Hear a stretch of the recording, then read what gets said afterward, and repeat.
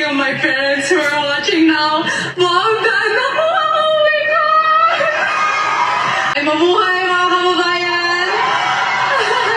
Maraming salamat! Oh my God! Okay. Suze Aaliyah went from qualifying for the Olympics to winning a national title in less than a year. Flower Mound's Emma Malabuyo. Just staying in that mode of being focused and prepared and ready. An LA-born gymnast who competed for the Philippines and has big goals for 2028 right here in her hometown. A wave, a big smile, a hug from loyal fans, and some happy cheering. College soccer player is headed to the World Cup qualifiers with the Philippines. Lauren Winfrey has the story. Bianca Bustamante ahead of Jess Edgar. One of F1 Academy's fresh faces is Bianca Bustamante. Bustamante crosses the line. You should keep an eye out for the women's national soccer team from the Philippines. She was very focused, calm, at 4-hole. Voilà, the tactic was to change a bit the position, to put more pressure.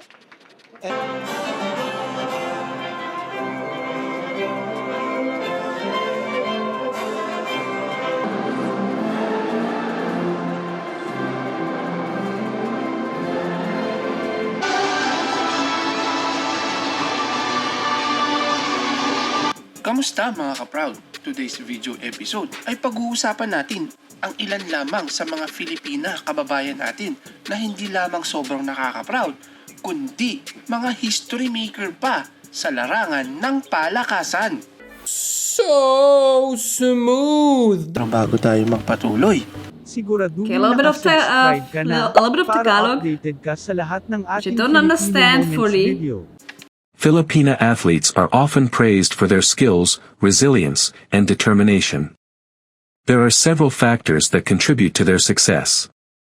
Filipina athletes often train rigorously and put in long hours to improve their skills. They are known for their dedication and hard work, which is a key ingredient in athletic success. Hi, I'm Alex Ayala. I'm a Filipina tennis player, and these are the things I'm G for. ang susunod nating isa pang history maker, Pinay athlete, ay ang tennis player na si Alex Ayala. Nagtapos lamang siya sa Rafael Nadal Academy. At alam mo ba, na sa edad na 18, ito na ang kanyang mga history-making achievement, mga ka-proud. Hindi lang para sa sarili ko, kundi para makatulong din ako sa kinabukasan ng Pilipinas. So, hindi lang ito panalo ko, panalo natin. Tennis sensation Alex Ayala makes history as she becomes the first Filipino to win a Grand Slam singles championship at the US Open Juniors. Siya lang naman ay number 2 rank ITF Junior noong October 6, 2020. At career high singles ranking naman sa WTA ay 185. Ito ang pinakamataas na ranking ng isang Pinay female athlete singles player sa history ng WTA o Women's Tennis Association Junior Grand Slam sa singles title. At nanalo rin siya ng 2 bronze medal noong Asian Games, isa sa singles event at isa sa doubles mixed. Just took out the world number 5 for the biggest win of your career. We saw the reaction. What is going through your mind right now? I'm so blank. I'm thinking of my parents who are watching now. Mom, Dad, nakuha ko! Oh my God! Found your career high, the highest anyone has ever been from the Philippines, and now the biggest win anyone has ever had from the Philippines. This is going to be such a massive deal back home. Many Filipinas face challenges such as limited resources, but they demonstrate remarkable resilience and perseverance. Overcoming obstacles like financial constraints or lack of support, they push through difficulties to excel in their chosen sport. The Philippines places a high value on sports, and many athletes, including women, are motivated by a strong desire to bring pride to their country. Hi, I'm Bianca Bustamante. Mula W Series noong 2022 ay malaking improvement nga ang taong 2023 para kay Bianca. 4 na podium, 1 pole position at 2 panalo ang kartada nito sa nakaraang 2023 F1 Academy season. This is the line to take her second win in F1 Academy. The Prema team celebrate with smiles all round. A second win of the season for Bianca Bustamante, who is happy, emotional about one. The Philippines will go crazy for that. Kaya naman, muli nating narinig ang pambansang awit sa Racing World. Hindi ito biro achievement, mga ka-proud. Kaya naman, sabay-sabay nating palakpakan at isigaw na proud kami sa'yo, Bianca.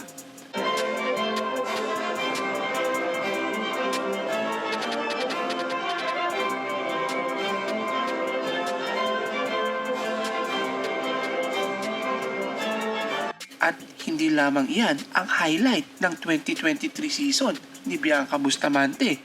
Dahil siya lang naman ang first female driver signed to the McLaren Driver Development Program.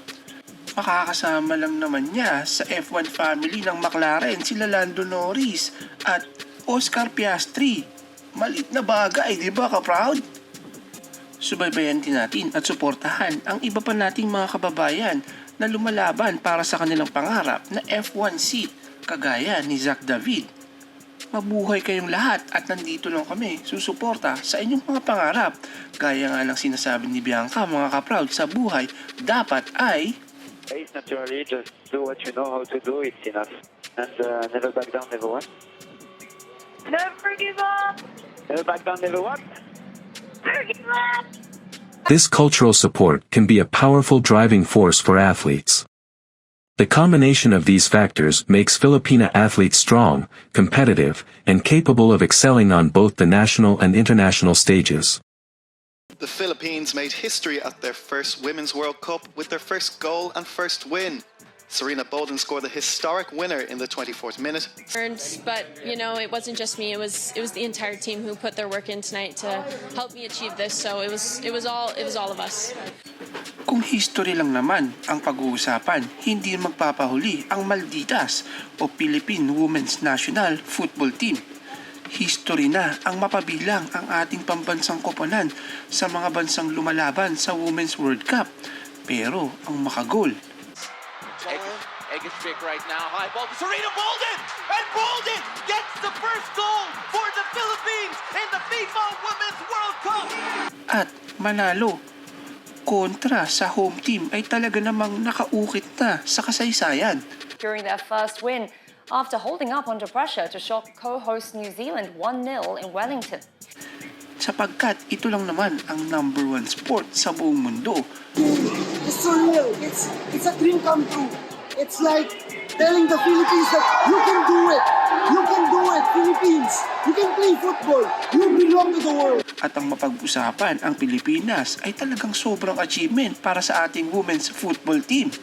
All the other girls out there, all of the girls football players feel the same. I feel like I'm speechless right now, but I'm really over the